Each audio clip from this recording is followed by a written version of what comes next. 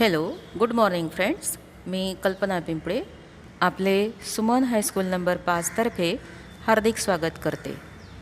इयत्ता 9वीच्या विज्ञान विषयमधील प्रकरण नंबर 14 नैसर्गिक स्रोत आज आपण अभ्यासणार आहोत. मागच्या भाग 1मध्ये आपण नैसर्गिक स्रोतांविषयीची माहिती मिळवली आणि ह्या दुसऱ्या भागामध्ये जैव भू रासायनिक चक्रांविषयीची माहिती मिळवणार आहोत. विद्यार्थ्यांनो, जैव भू रासायनिक चक्र म्हणजे आपल्या सभोवती जे काही जीवावरण आहे त्या जीवावरणामध्ये जैविक आणि अजैविक हे दोघं घटक उपस्थित असतात. ह्या दोन्ही घटकांमध्ये काही आंतरक्रिया होतात आणि ह्या आंतरक्रियेद्वारा त्यांच्या घटकांमधील पदार्थ आणि ऊर्जेचे स्थानांतर होत असते. परिणामी जैवावरण हे गतिशील आणि स्थायी बनते. जलचक्राची माहिती बघू. जलाशयातील पाण्याचे बाष्प बनते आणि पाऊस स्वरूपात पृथ्वी सपाटीवर पडते आणि नंतर नद्यांद्वारे ते समुद्रात पोचत असते. यालाच जलचक्र असे म्हणतात. पृथ्वीवर पडणाऱ्या पाण्याचे जमिनीत शोषण होते आणि भूमिय पाण्याचा एक भाग बनतो. कित्येक भूगर्भीय पाणी हे झऱ्यांद्वारे पृथ्वी सपाटीवर येत असते, तर काही मानव प्रवृत्तीद्वारा विहीर किंवा बोरवेलसारख्या पद्धतीने आपण त्याला पृथ्वी सपाटीवर आणत असतो. सजीवांच्या विविध क्रियांमध्ये जमिनीवरील जीवजंतू आणि वनस्पती पाण्याचा उपयोग करतात. आपल्याला माहिती आहे की पाणी हे एक उत्तम द्रावक आहे. म्हणजे पाण्यामध्ये पुष्कळसे असे खनिज द्रव्य विरघळतात आणि नंतर हे पाणी मग समुद्रात जाते. तिथे या पाण्याचा उपयोग समुद्रीय जीव करतात. जलचक्रात पाण्याच्या 3 अवस्था. पहिली वायू अवस्था. वायू अवस्था म्हणजे हवेमध्ये पाण्याचे मिसळलेले बाष्प. दुसरी प्रवाही अवस्था, जो काही पाऊस पडतो तो. आणि तिसरी घन अवस्था म्हणजे उंच ठिकाणी जी हिमवर्षा होते ती. तुम्हाला एखाद्या वेळेस प्रश्न विचारला जातो की जलचक्रामधील पाण्याच्या 3 अवस्था कोणत्या, तर तुम्ही यावरून उत्तर लिहू शकाल. विद्यार्थ्यांनो, इथे तुम्हाला ही आकृती दिसत असेल, नैसर्गिक जलचक्र. याच्यावरून तुमच्या लक्षात येईल की पाण्याचे निसर्गामध्ये कशा रीतीनं वहन होते. जलाशयातील पाण्याचे बाष्पीभवन होते. ते वरती काळ्या रंगाचे ढग तयार झालेले दिसत आहे आणि त्या ढगातून पुन्हा पाऊस जमिनीवर पडेल. अशा रीतीनं हे चक्र सतत चालूच असते. तसेच नायट्रोजन चक्र. वातावरणामध्ये नायट्रोजन वायूचे प्रमाण 78%. हा वायू सजीवांसाठी आवश्यक आहे. तो बऱ्याच अणूंचा घटकसुद्धा आहे, जसे की प्रोटीन, न्यूक्लिक ॲसिड म्हणजे DNA आणि RNA, तसेच कित्येक विटॅमिन्स.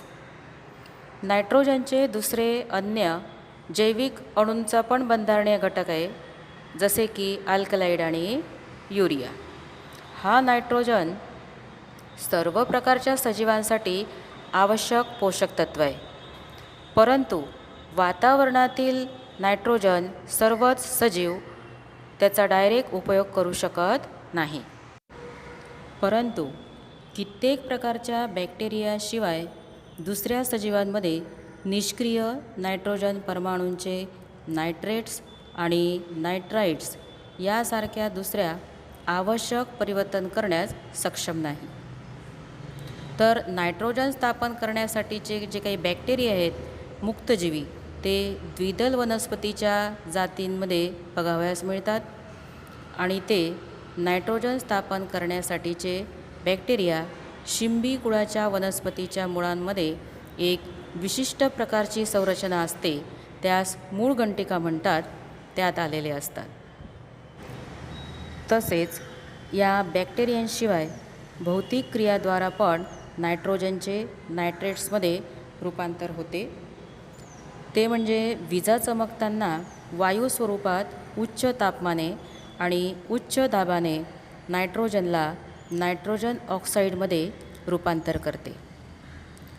ऑक्साईड हे पाण्यामध्ये मिसळून नायट्रिक ॲसिड तयार करते आणि ते पावसाच्या रूपाने जमिनीवर पडते आणि मग त्याचा उपयोग विविध सजीवांद्वारा होतो.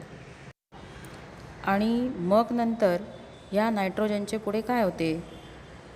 सामान्यपणे वनस्पती नायट्रेट्स आणि नायट्राइट्स मिळवतात, त्यांना एमिनो ॲसिडमध्ये परिवर्तित करतात आणि त्याचा उपयोग प्रोटीन बनवण्यासाठी होतो. जेव्हा वनस्पती आणि प्राण्यांचे मृतदेह जमिनीत मिसळतात तेव्हा बॅक्टेरिया या नायट्रोजन असणाऱ्या जटिल संयोजनांचे विघटन करून नायट्राइट आणि नायट्रेटला पुन्हा जमिनीत मुक्त करतात आणि दुसरे बॅक्टेरिया नायट्रेट्स तसेच नायट्राइट्सचे नायट्रोजन तत्वामध्ये रूपांतर करतात आणि अशा प्रकारे हे नैसर्गिक नायट्रोजन चक्र हे सतत चालूच असते. आपण नायट्रोजन चक्राविषयीची जी काही माहिती मिळवली ती आपल्याला आता ह्या आकृतीवरून व्यवस्थित लक्षात येईल. आकृतीमध्ये बघा, इथं क्लॉकवाईज डायरेक्शनमध्ये नायट्रोजनचे स्थापन म्हटलं आहे, त्यानंतर वनस्पती जीवरस, त्यानंतर त्याचं एमोनीकरण झालं, एमोनिया, एमोनियानंतर नायट्राइट्स, नायट्राइट्सनंतर नायट्रेट्स आणि मग तो पुन्हा वनस्पतीद्वारा पुन्हा असं त्याची सायकल ही चालूच राहील. तसंच आता आतील भागाकडनं बघा, वनस्पती जीवरस, मग नंतर प्राणी जीवरस, प्राणी जीवरस नंतर मग पुन्हा एमोनिया, नायट्राइट्स, नायट्रेट्स आणि ही सायकल पुन्हा अशीच चालू. तसंच आता बाहेरील भागाकडनं बघूया, नायट्रोफिकेशन, त्यानंतर वातावरणातील आणि औद्योगिक स्थापन, त्यानंतर पुन्हा नायट्रोफिकेशन, नायट्रेट्स आणि नंतर डिनायट्रोफिकेशन आणि मग वातावरणात तो नायट्रोजन पसार होईल आणि पुन्हा मग ही सायकल अशीची अशी चालूच राहील, यावरून आपल्या लक्षात येते. तसेच एक महत्त्वाचे जैवभूरासायनिक चक्र आहे कार्बन चक्र. कार्बन पृथ्वीवर बऱ्याच स्वरूपात आढळतो.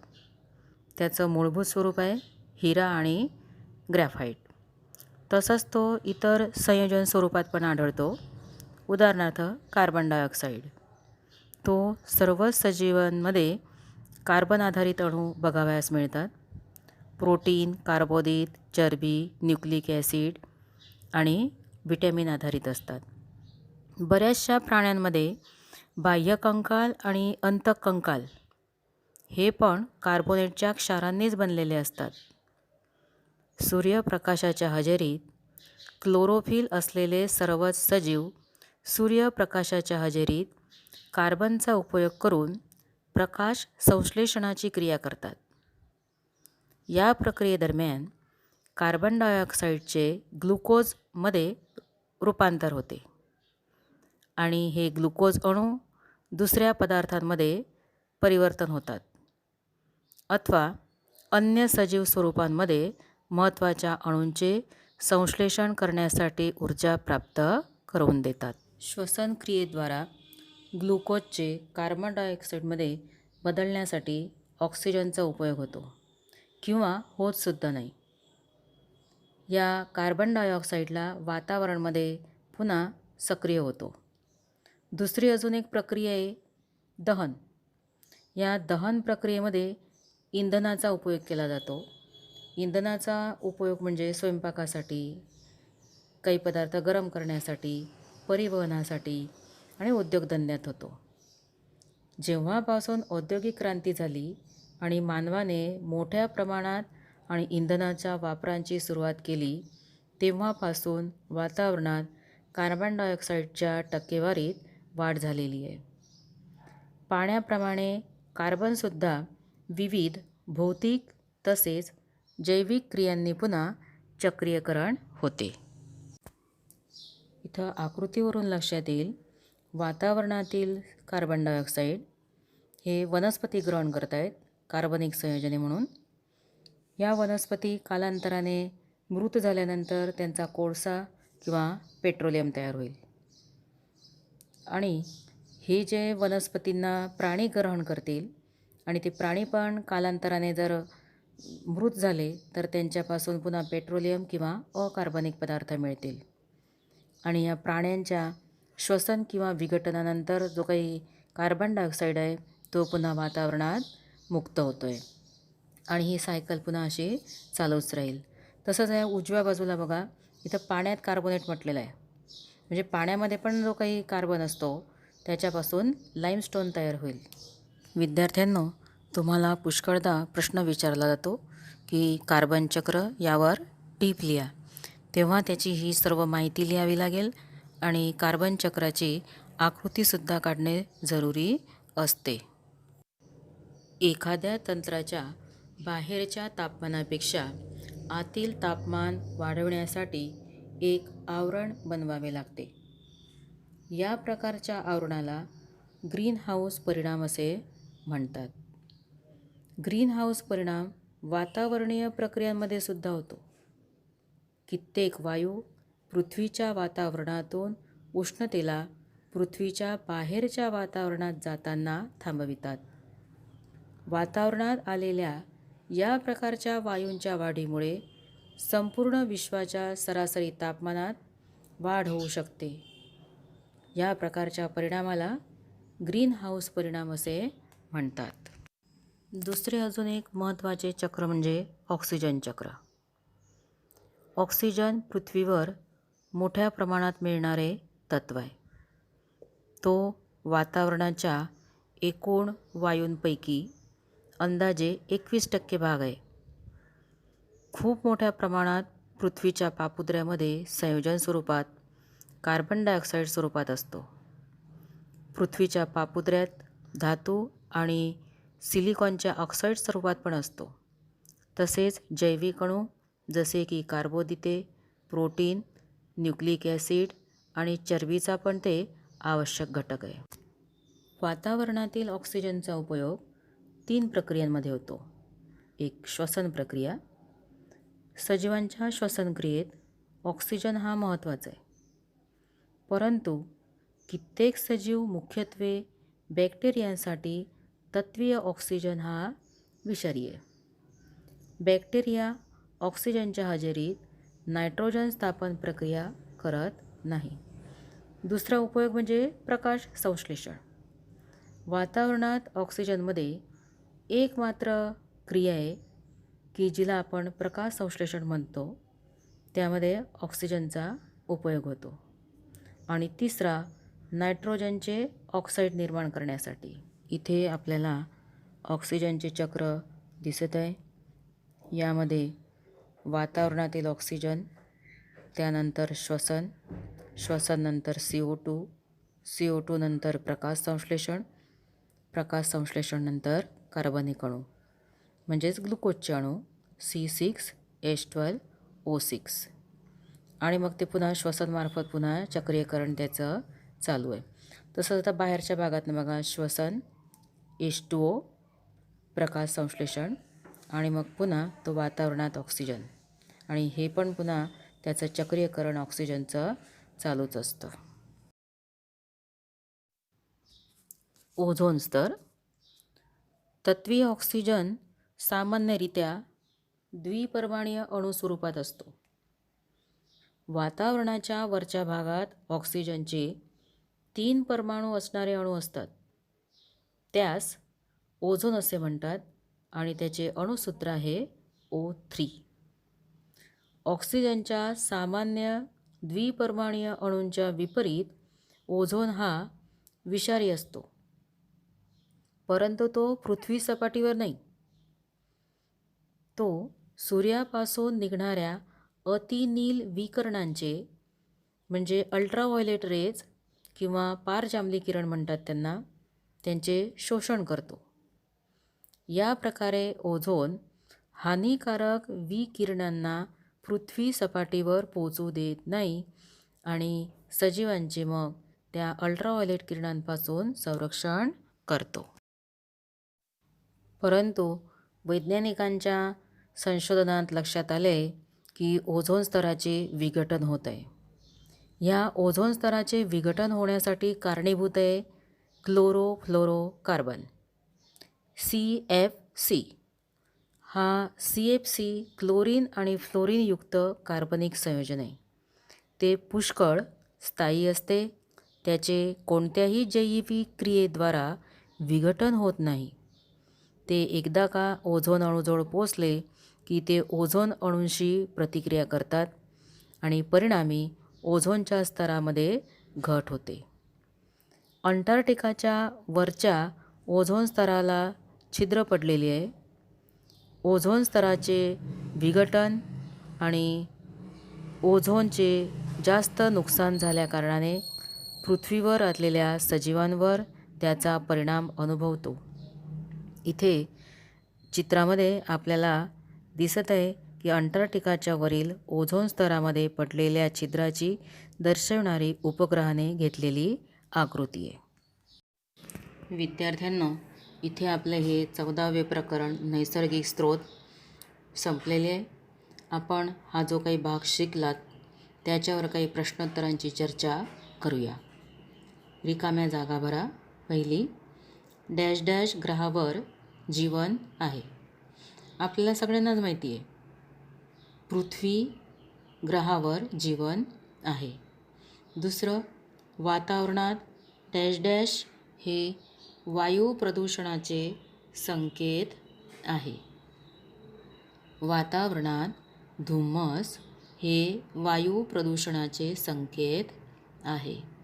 तिसरा, डॅश डॅश हा नैसर्गिक स्रोत उष्माचा मंद वाहक आहे. त्याचं उत्तर, हवा हा नैसर्गिक स्रोत उष्माचा मंद वाहक आहे. चौथा प्रश्न, पृथ्वीवर डॅश डॅश टक्के पाणी आहे. तर पृथ्वीवर किती टक्के पाणी आहे विद्यार्थ्यांनो? 75. मग त्याचं उत्तर येईल पृथ्वीवर 75% पाणी आहे. पाचवा प्रश्न, डॅश डॅश जमिनीतील पोषक तत्वांचे पुनश्चक्रीयकरण करतात. तर त्याचं उत्तर येईल गांडूळ जमिनीतील पोषक तत्वांचे पुनश्चक्रीयकरण करतात. सहावा, हवेत सर्वात जास्त प्रमाण डॅश डॅश वायूचे आहे.